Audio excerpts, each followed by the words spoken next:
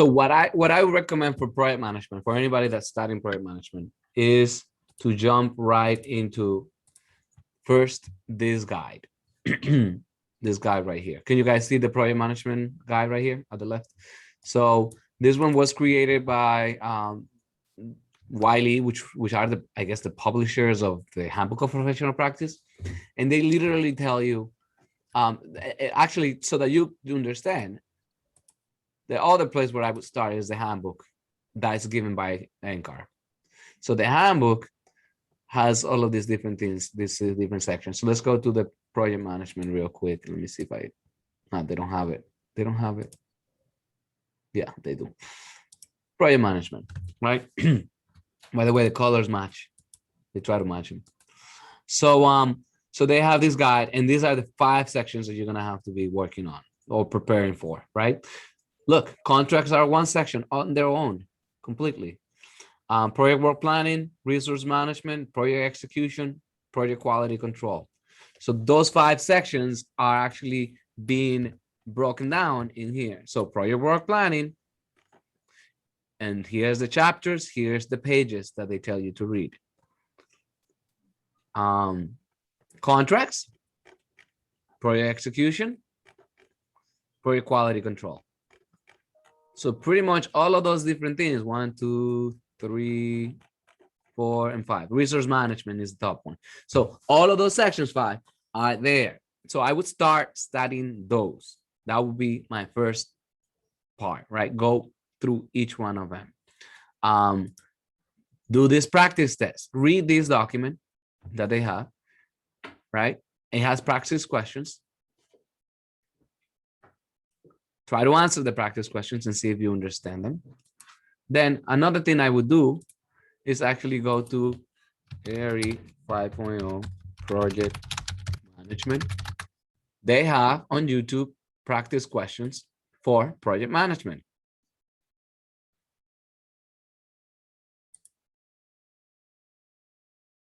An in-depth look at this video that they have in here gives you a little snippet of what you may encounter on the practice management exam. Welcome to the. So I'm actually gonna play, so since I'm preparing Albelis, I'm telling you what I would do also. I would actually just listen to all the AI contracts again, and read these guides, do these practice questions, and then do a practice exam. The ARE 5.0 video prep series, brought to you by NCARB. In this video, we'll take an in-depth look at the project management division. Project management is all about how to run a project throughout all of its phases. You should expect to see content related to developing and coordinating the project team, implementing office standards and quality control processes on a project, managing the project's client, fee, schedule, and risk, establishing a project's organizing principles, managing the consultants on the project team, and administering the contract requirements of the project. Topics related to running a practice before a contract is signed are covered in our practice management video. Effective project management includes establishing processes and protocols to ensure architects maintain an acceptable standard of care throughout the entire project. While the other ARE divisions are concerned with the specific tasks and skills needed to plan, design, detail, and construct a project, this one is focused on the operational aspects of running a project, such as schedule, budget, coordination, and team management. Ultimately, project management is about the competent delivery of architectural services. You've signed a contract to perform work, and now you need to execute the contract in a way that protects public health, safety, and welfare. Be sure to review the latest ARE 5.0 guidelines and ARE 5.0 handbook, both on the NCARB website. The guidelines contain critical information about ARE 5.0 policies, including the rolling clock, scheduling a test, problems while testing, and receiving your score.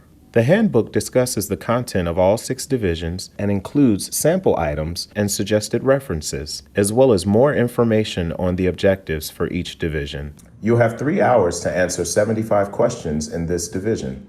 The content is distributed between resource management, project work planning, contracts, project execution, and project quality control. Once you have a signed contract, it's time to determine what resources you'll need to execute the project. In resource management, you will need to determine the composition of the project team and how each team member's time will be managed and allocated in order to execute the project. Let's look at a sample question. An architect has a total design budget of $300,000. To estimate the weekly hours for each member of the architectural design team, the following criteria must be considered. The design schedule for the project is 16 weeks long at 40 hours per week. 30% of the total design fee is allocated to design consultants. Firm goal is to achieve a 3.0 multiplier for all employees. 25% of the principal's time will be devoted to the project. Utilization of the project architect and architectural designer should be maximized. Drag the weekly hour allocations for each design team member from the left onto the labor schedule. Not all allocations will be used. This is the correct answer. In order to determine the number of hours to allocate for each design team member, begin by calculating the weekly direct rate budget and removing 30% for design consultants. This is done by dividing the maximum labor budget with design consultant fees removed by the company multiplier, then dividing by the weeks of the project. Allocate the principal's weekly hours to the project. The utilization rates of both the project architect and the architectural designer are to be maximized, meaning each of these project team members will allocate 40 hours per week on the project. This will provide you the remaining weekly budget to allocate to the project manager. Divide the $825 remaining by the project manager's rate. This is an AE level item because it requires you to evaluate the design budget, allocations for consultants, and company multiplier in order to determine the appropriate number of hours for each design team member. In the project work planning section, you'll evaluate effective ways to develop and communicate a work plan with the assembled team in order to complete the project. Let's look at a sample question. During the construction document phase, the owner requests changes that will delay permitting by 3 weeks, delay bidding by 2 weeks, and add an additional 3 weeks to the construction schedule. Click on the project completion point that reflects the impact of these changes. Each vertical line on the schedule represents 2 weeks. The correct answer is a 6-week delay. Delays to permitting will cause other items to be delayed, and the overall schedule will need to be adjusted. The delays to bidding and permitting are concurrent, so they push back the start of construction by 3 weeks. The construction timeline must be extended by an additional 3 weeks. The new completion date will be 6 weeks later. This is an AE level item because it requires you to analyze the impact of each of the delays and determine their effect on the overall project completion. In the contract section, you will analyze the contracts that establish relationships between the architect, owner, contractors, and consultants.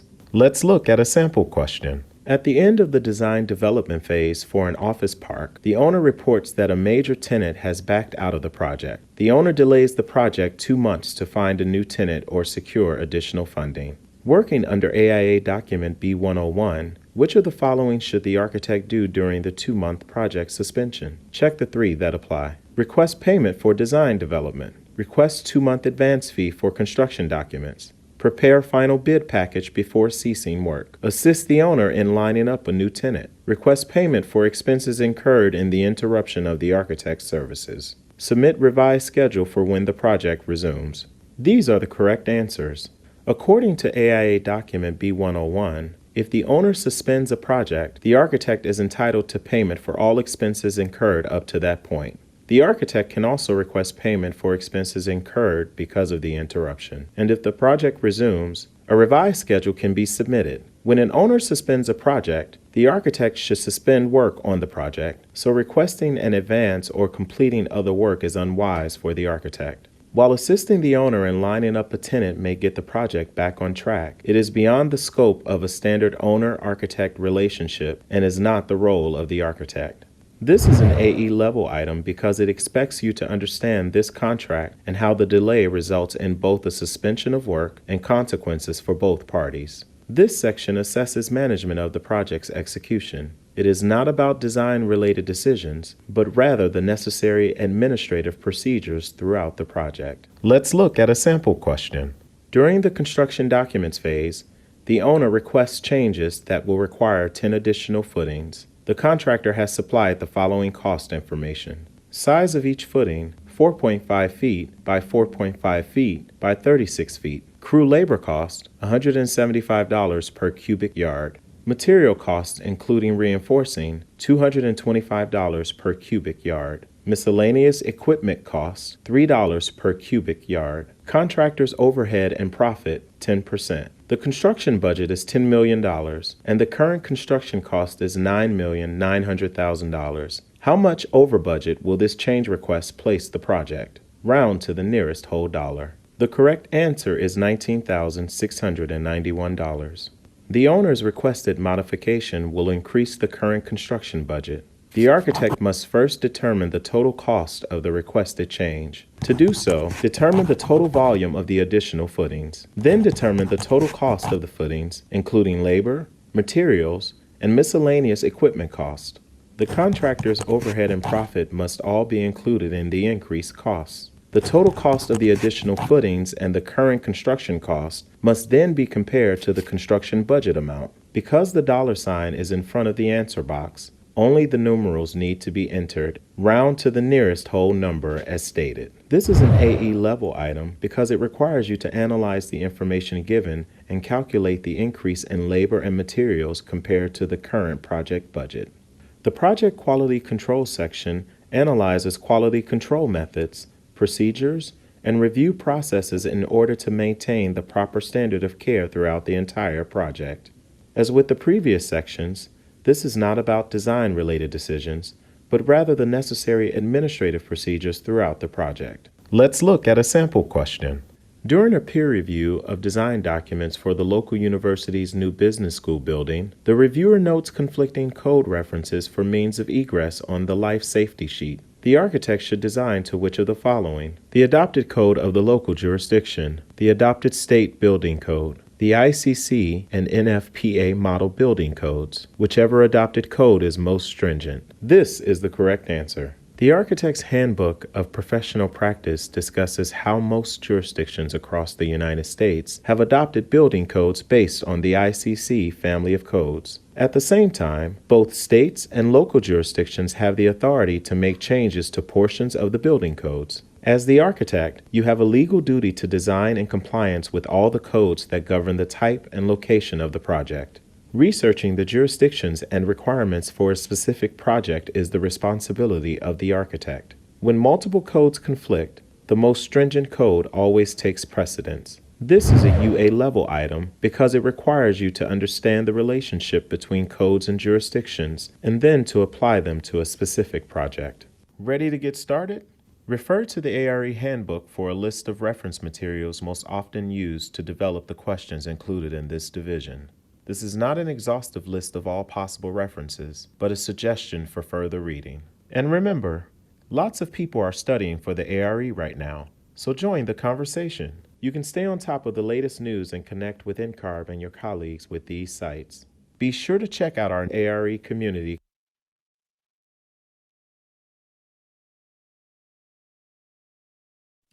We can hear you. Yeah, I always do it. So these are some of the resources that you guys have. I played it so that I also get Marcos and Albelis onto that project management mindset right away. And it gives them a little taste of what's to come. And Albelis, you had already taken it, so you know what's to come.